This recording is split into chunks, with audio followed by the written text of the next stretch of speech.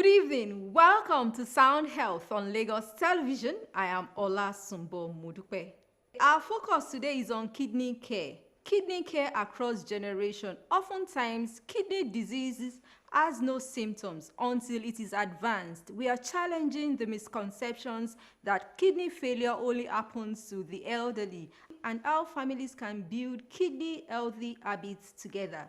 The show continues in a moment. Please stay tuned. Is guiding preparedness activities across the country. We have developed nationwide dissemination of Ebola cases, mostly to case managers like doctors, nurses, and people in the surveillance areas. Case definitions, surveillance protocols, contact tracing procedures, and self-quarantine guidance, and traveler monitoring protocols to strengthen early detection and rapid response. While there are currently no widely available licensed vaccines and approved targeted treatments, specifically for this strain of virus, experience from previous outbreaks has demonstrated that early detection, rapid isolation, infection prevention and control, emergency coordination remain the most effective tools for preventing transmission and saving lives. We encourage Nigerians to remain calm. I say again, we do not have any case of Ebola in this country. They should remain calm and continue their normal activities. However, they should also obtain information only from credible sources. Avoid spreading rumors and misinformation. Practice good hygiene, the same thing IPC.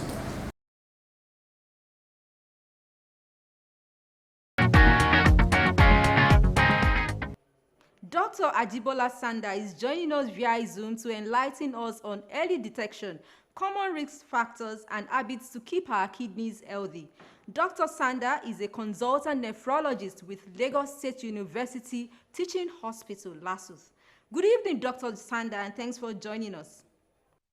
Good evening. Thank you for having me. Many people still do not know what our kidneys do. Can you please start by enlightening our viewers about the functions of our kidneys? Kidneys are two paired organs that are located lower down in the back of the abdomen. Okay. And the major function of the kidney is to excrete waste products from the body. Waste products gotten from food we've eaten, drinks, medications, the metabolism the body has gone through for the day. So all of the waste products, the kidney packs them and puts them in the urine and excretes them out of the body. That is the major function of the kidney. But the kidney has other functions that it performs. It helps in building our red blood cell level. You understand, by secreting a protein called erythropoietin that helps in building our red blood cells. The kidney also helps with ensuring our bones are healthy by helping in vitamin D and calcium pathway that ensures that the bones are healthy. So this and many other things are the functions that the kidney performs every second of the day in a healthy individual. All right. We know early detection is better than cure. What are the signs you shouldn't ignore to catch kidney disease early enough? Good. So early detection is the best, especially in this part of the world where resources are scarce and people pay majorly out of pocket for their healthcare. So what are the early signs of kidney injury or kidney disease? First of all, some people notice foamy urine.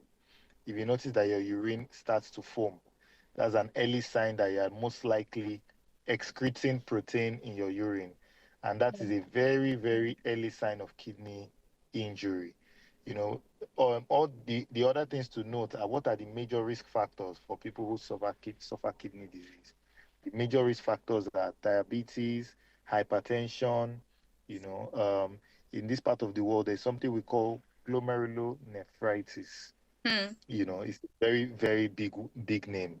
But anybody who has any of these risk factors should screen regularly, yearly, twice a year, for protein leakage in the urine and also their kidney function. And in that way, you can nip it in the bud early. I'm glad you mentioned that there is a link between hypertension, diabetes, and kidney failure. Many people unknowingly stress their kidneys through daily habits, nutrition, over the counter medications, and unregulated herbal remedies. What is the impact of the factors listed on our health? Concerning the risk factors you mentioned, they are very important. Over-the-counter medications, especially over-the-counter painkillers, what we call NSAIDs, that's non-steroidal anti-inflammatory drugs. They are known to be drugs that, when taken in excess, can cause kidney injury. All these herbal medications, they sell in sachets, some they sell in bottles, that the contents of those medications, contents of those drinks are not verifiable, and the concentration of the contents are also not verifiable. They contain a lot of toxic metabolites that are harmful to the kidneys. So we also need to avoid them significantly. You know, like you said, in people who have already established kidney injury, there are some diets to reduce quantity or avoid totally. And I'm sure those patients already would have gotten education about such diets. One of them is, you want to reduce salt intake, you want to avoid excess red meat intake, you want to avoid plant-based proteins. So all of these things are things that would have been mentioned to that individual. But we're talking here more about prevention. So over-the-counter medications, NSAIDs, herbal concussions, all these sachet drinks, these are things we want to stay away from. Dr. Sanda, how much water do you really need to drink to make our kidneys function? We're in a very we're in a tropical environment where the weather is hot. So the amount of fluid we lose to perspiration, to sweat, roughly is about 1.5 liters per day. So what you need to do is that you need to make sure you are drinking to cover for that, and also the amount of fluid we excrete in our urine. So minimum per day, we would say 3 liters of fluid per day for a healthy individual. You understand? Except somebody who now requires extra fluid for some extra reasons. But yeah, 3 liters a day is very, very adequate for majority of people. From experience, can a person be at risk of chronic kidney disease due to genetics? Is it hereditary? Yes, yes, we see it a lot. So there are some conditions that are very, they have genetic risk. There's one we call the autosomal dominant polycystic kidney disease. Autosomal dominant meaning that it is transmitted from a parent to an offspring. You understand? And you find out that a woman who has ADPKD, that's the shortened form, can have 3 or 4 children with the same disease. You also have other diseases that have genetic predisposition that cause kidney disease, things like sickle cell, even diabetes. Also, you have diabetes, is especially the type 2 diabetes, is strongly genetic. But apart from that, there's a gene called the ApoL1 gene that is found in this part of the world because of the body's mutation to trypanosomiasis. ApoL1 gene is common in blacks, especially in the West African blacks. And that gene, we have found that it is a major risk factor for those that develop kidney disease. So yes, there's a lot of genetic role in the cause of kidney disease. Let's look at managing early stage chronic kidney disease. What measures must be in place to manage the condition? Understanding dialysis and exploring the realities of kidney transplantation. When do you require transplantation? So chronic kidney disease, first of all, is good we put that in perspective. It's the person has had kidney injury for more than 3 months, and it's one thing to know that it is a progressive and irreversible damage, meaning that the person lives long enough, they would most likely progress to end stage renal disease, at which point they would require renal replacement therapy, which is dialysis and or kidney transplants. So from about stage 4, you want to start educating your patients that because the CKD is divided into 5 stages. So from stage 4, you want to start educating your patients about the need to start preparing for renal replacement therapy, which are hemodialysis, peritoneal dialysis, and kidney transplants. And we always mention it to our patients that kidney transplant is not an emergency, but it is still the best form of treatment, as it provides all the functions of the kidney, as compared to dialysis that only excretes waste products and doesn't, provide the functions of the kidney. The kidney transplant also improves the quality of life, because with dialysis, the patient needs to be in the hospital at least 3 times a week as compared to kidney transplants. So we educate our patients on the need for these treatment modalities from about stage 4. We tell them the pros, the cons, the financial implications. We try to counsel them as a family, because you would require some support when the person is on this stage of the disease, and we proceed from there. Okay. Dr. Sanda, can we slow down the progression of chronic kidney disease through medical care? You said not everyone would require transplantation, because we also know that the cost of managing chronic kidney disease is not pocket-friendly at all. Yeah, so for those who are going to be planning a transplant, the first thing, because we have 2 types of transplants. We have the living donor and the diseased donor. What is majorly practiced in this part of the world is the living donor. So the most important thing is getting a donor, and a donor must be altruistic, meaning that we don't accept commercial donors, because that's against the law. So we always advise the patient, reach out to your relatives, family, friends, church members. You might be surprised, a lot of people will be moved and they would want to donate for this cause. And then when you come to the hospital, the doctors counsel, we test to see that they are a match, and we proceed. So for transplant, one of the most important things is quickly identifying a potential donor. You understand? Okay. And we move on from there. Your final words as we wrap up, Dr. Sanda. Kidney disease is, like we've said, is best caught early.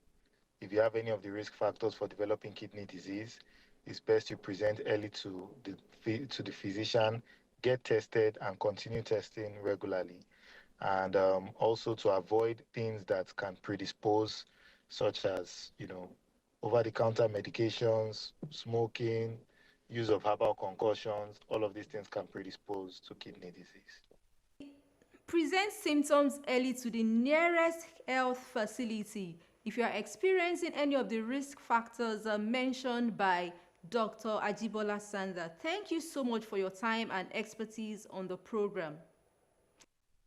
Thank you very much. The show continues in a moment. Please stay tuned.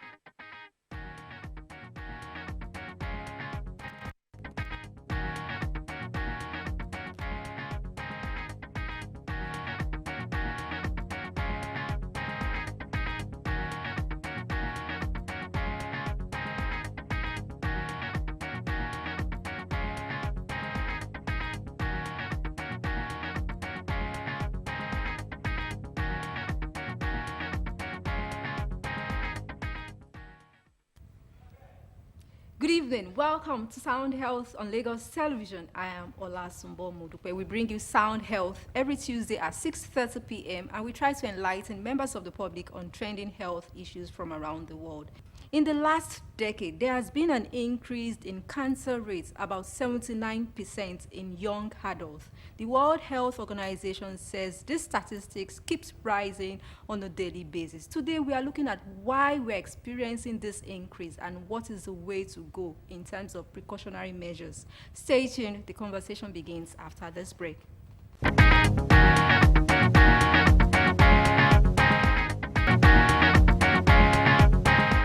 There is no cure for chronic kidney diseases. Guard them jealously. Guard your kidneys jealously. Embrace healthy lifestyle and report symptoms early enough to your care provider. This is where we say thank you on today's episode of Sound Health. For comments and inquiries, or you have topics you'd like us to treat, please send SMS to 0035826603 or follow us on social media at Lagos Television, #SoundHealth. A sound health is a sound mind. Make healthy living your choice.